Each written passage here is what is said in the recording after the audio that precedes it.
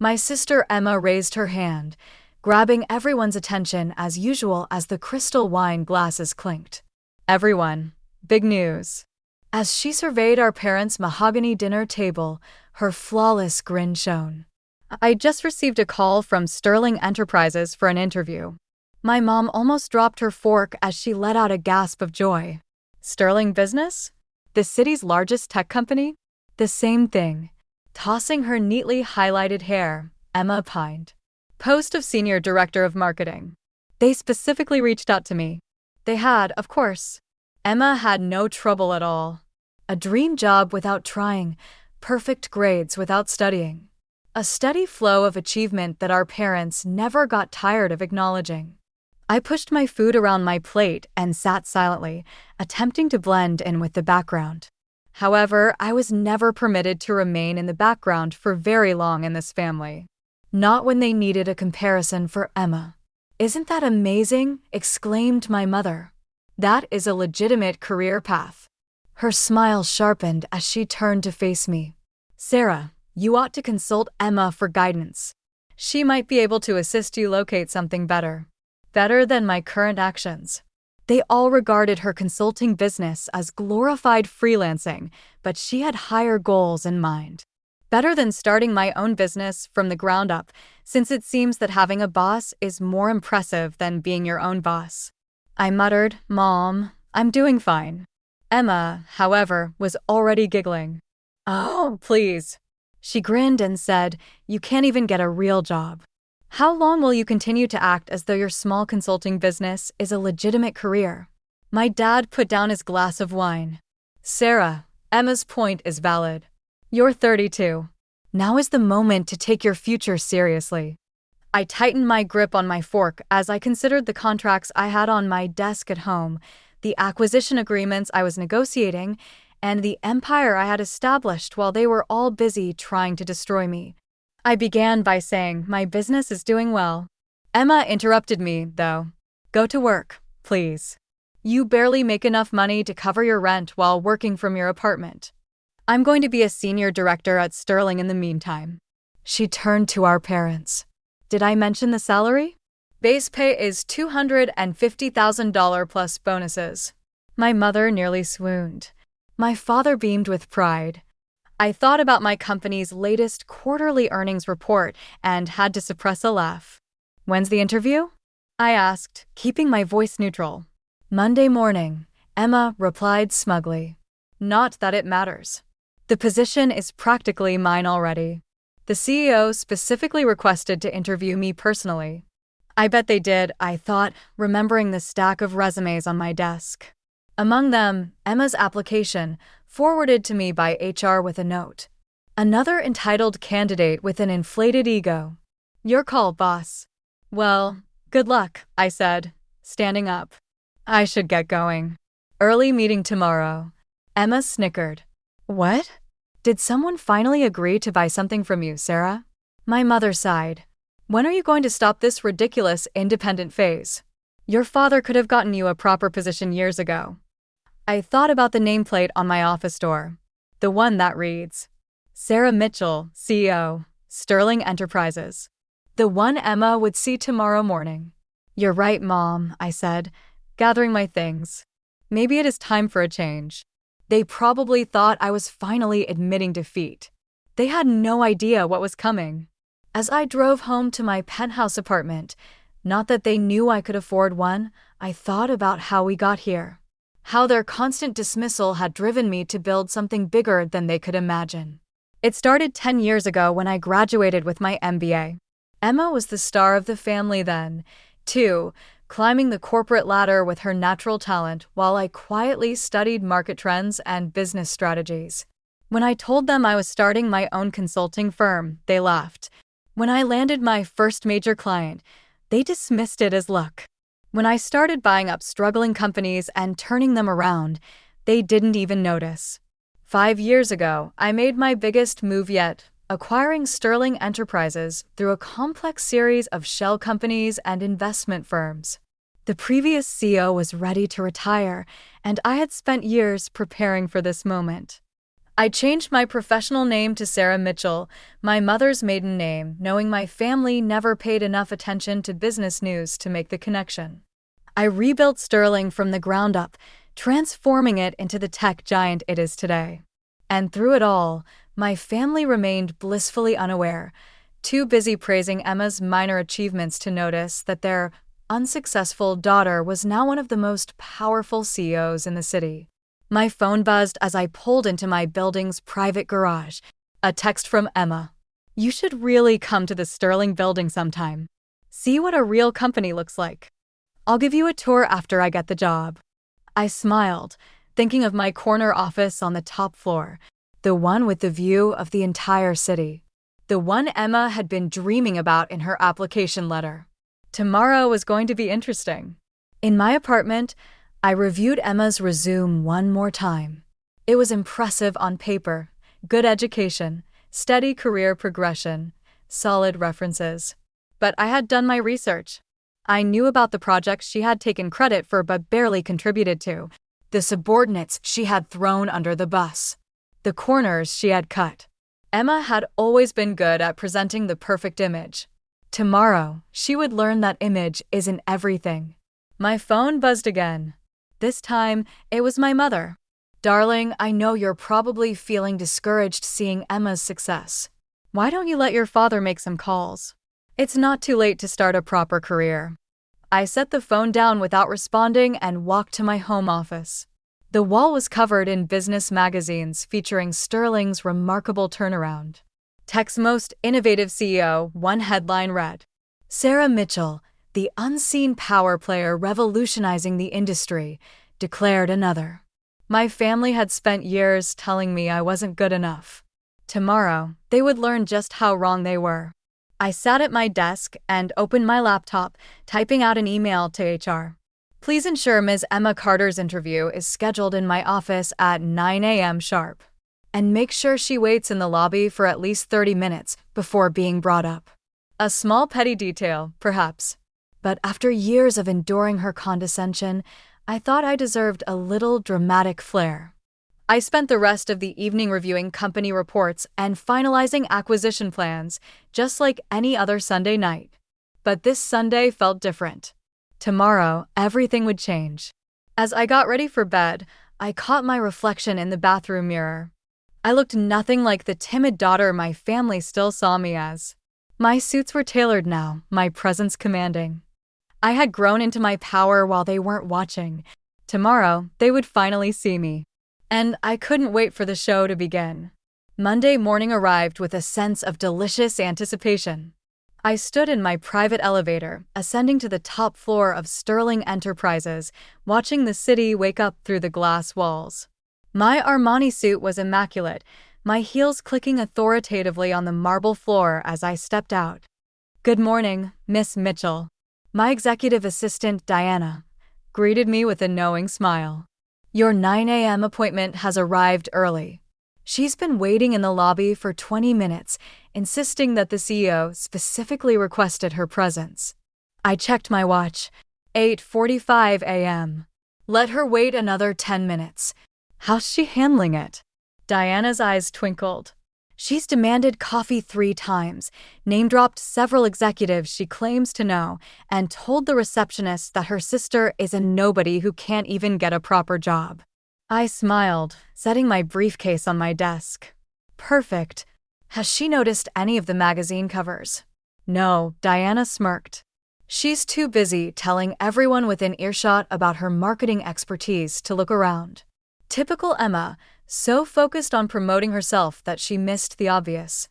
The lobby walls were lined with press coverage of Sterling's transformation under my leadership. My photo was literally hanging above the reception desk, but Emma would never notice. She never had. Her resume listed some impressive achievements at her current company, Diana noted, arranging folders on my desk. I took the liberty of fact-checking them, and half are exaggerated, a third are outright lies, and the rest were group projects where she took sole credit. I nodded, unsurprised. Just like high school. Remember when she won that science fair? The project you actually built while she was at cheerleading practice. The very same. I sat down behind my desk, adjusting my nameplate slightly. Send her up at 9 a.m. exactly. And Diana, make sure the security team is recording the lobby and elevator cameras. I want to preserve this moment. At precisely 9 a.m., my office phone buzzed. Miss Carter is here for her interview, Diana announced formally. Send her in. The door opened, and Emma strode in like she already owned the place. She wore an expensive but slightly too flashy suit, her confidence bordering on arrogance. Then she saw me sitting behind the CEO's desk. The color drained from her face. Sarah, she stammered, frozen in the doorway. What? What are you doing here? Good morning, Emma, I said pleasantly. Please, take a seat. We have a lot to discuss about your application for the senior marketing director position. She didn't move, her mouth opening and closing like a fish out of water. But I'm supposed to meet with Sarah Mitchell, the CEO. I smiled, gesturing to my nameplate. That would be me. Sarah Mitchell, formerly Sarah Carter. Though I'm not surprised you didn't make the connection. You never did pay attention to anything I did. Emma sank into the chair across from me, her perfect composure cracking. This is impossible. You're just a consultant. You work from your apartment. Actually, I leaned back in my chair, enjoying this moment. I own this building and several others. Sterling Enterprises has been my company for the past 5 years. I pulled out her resume. Now, shall we discuss your application? I have some questions about these achievements you've listed. You can't be serious, Emma whispered, her voice shaking. You can't be the CEO. You're nobody. That's what you all thought, isn't it? I kept my voice calm. Professional. Poor Sarah. Can't even get a real job. Just a nobody working from her apartment. Tell me, Emma, did you ever once ask what kind of consulting I did, what companies I worked with, or were you too busy bragging about your own mediocre accomplishments? She flinched. I didn't. No, you didn't, I agreed. None of you did. You were all too convinced of my failure to notice my success. Too busy mocking my choices to see where they were leading. I opened her file. Now, about this claim that you single-handedly increased your department's revenue by 200% last year, that's accurate, she stuttered, but I could see the panic in her eyes. Interesting. I pulled out another document. Because I have here the annual report from your company. The entire marketing department only saw a 30% increase. And according to your former colleagues, that was primarily due to a campaign developed by your junior team, the one you rejected initially but took credit for after it succeeded. Emma's face went from pale to red. You've been investigating me. I investigate all potential senior executives thoroughly. We have very high standards at Sterling. I smiled. Standards that value actual achievement over self-promotion. Just then, my phone buzzed. Diana's voice came through the speaker. Ms. Mitchell, your parents are in the lobby demanding to see you. They're quite insistent. Of course they were. Emma had probably texted them the moment she saw me. Send them up, I said calmly. I think it's time for a family meeting. Emma shifted nervously in her chair. Sarah, look, about last night. About all the things I've said. Save it. I cut her off. I'm not interested in apologies motivated by fear. I spent years listening to you undermine and belittle me. Now you get to sit there and learn exactly who your unsuccessful sister really is. The door burst open. My parents stormed in, their faces a mix of confusion and anger.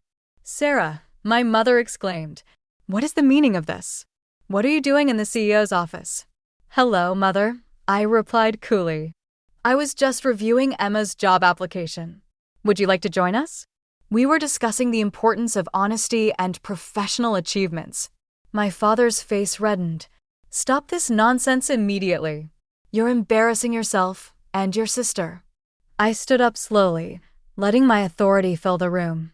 No, Dad. For once in your life, you're going to listen to me. All of you are. I pressed a button on my desk, and the wall of windows behind me transformed into a screen displaying Sterling's financial growth under my leadership. Welcome to my company. The one you've been hearing about at your country club. The one Emma's been desperate to work for. The one that's been making headlines while you were all too busy dismissing me to notice. They stared at the numbers, the achievements, the empire I had built while they weren't watching. Now, I said, sitting back down, let's talk about what really makes someone successful in business. Shall we begin with integrity, or should we start with actual competence? The color drained from Emma's face as she realized this interview was about to become very, very uncomfortable. And we were just getting started. The silence in my office was deafening as my family stared at the financial projections on the screen. 10 years of growth. Billions in acquisitions. My photo on the cover of Forbes, Fortune, and Business Weekly. This is all yours, my mother whispered, sinking into one of the leather chairs. Every bit of it, I confirmed, standing to walk around my desk.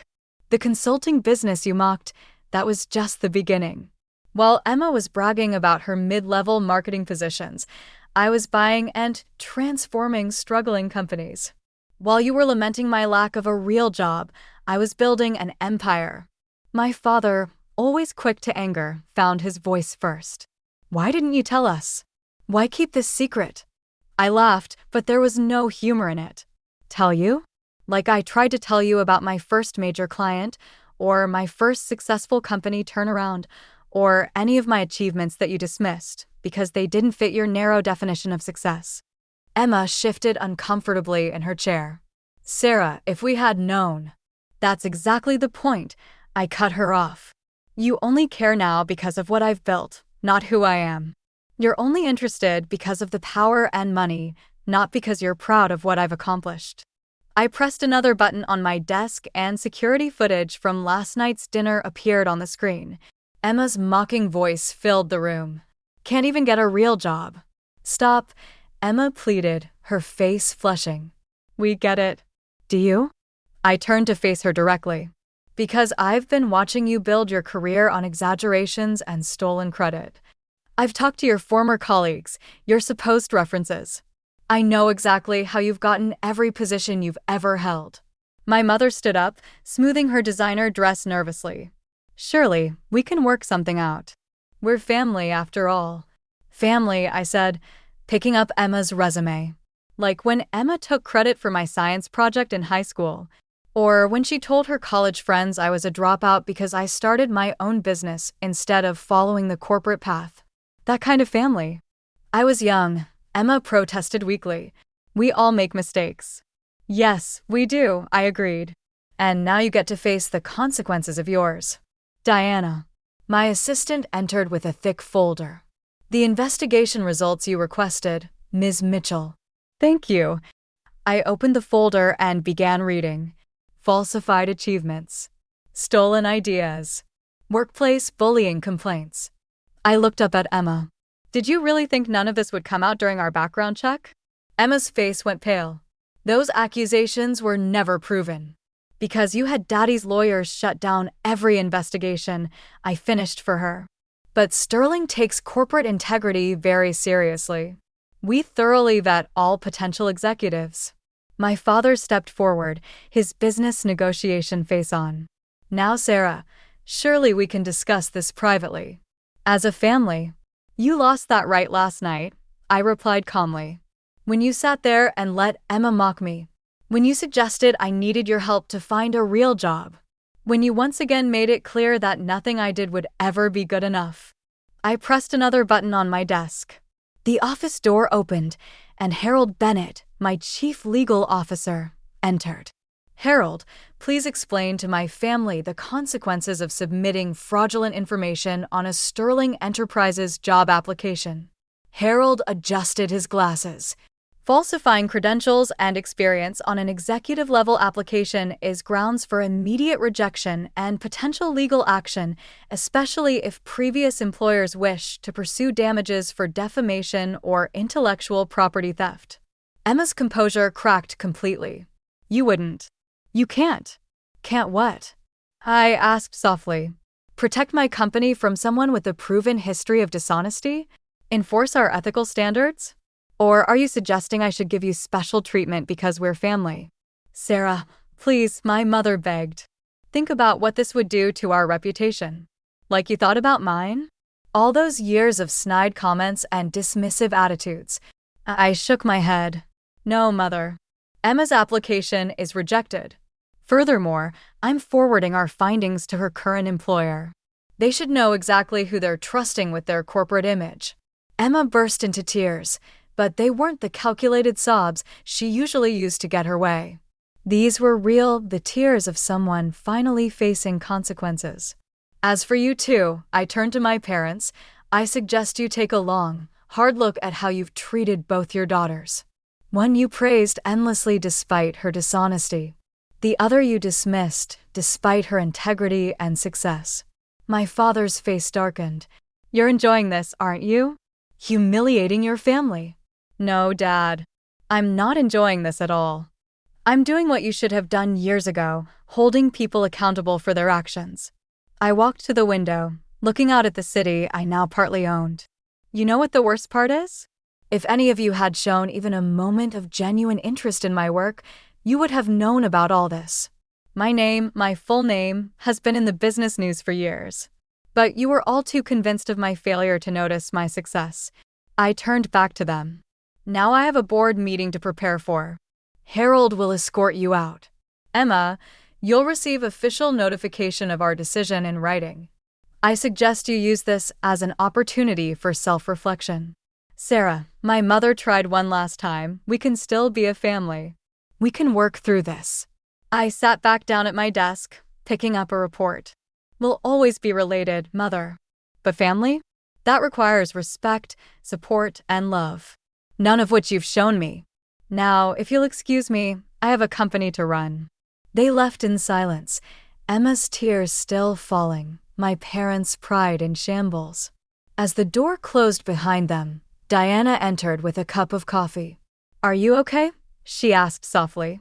I took a deep breath, looking at the family photo I kept in my drawer, not of my parents or Emma, but of my grandfather, the only one who had believed in me from the start.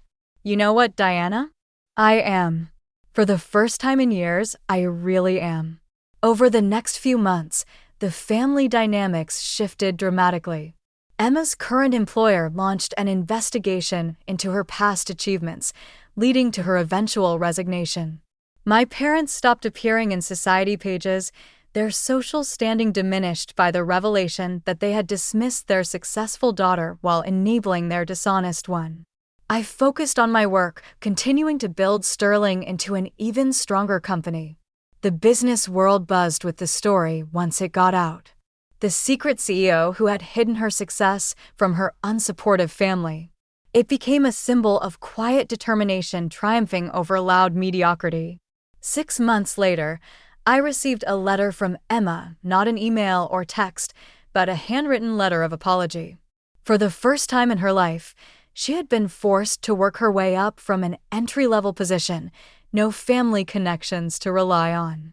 She wrote that she finally understood the value of genuine achievement.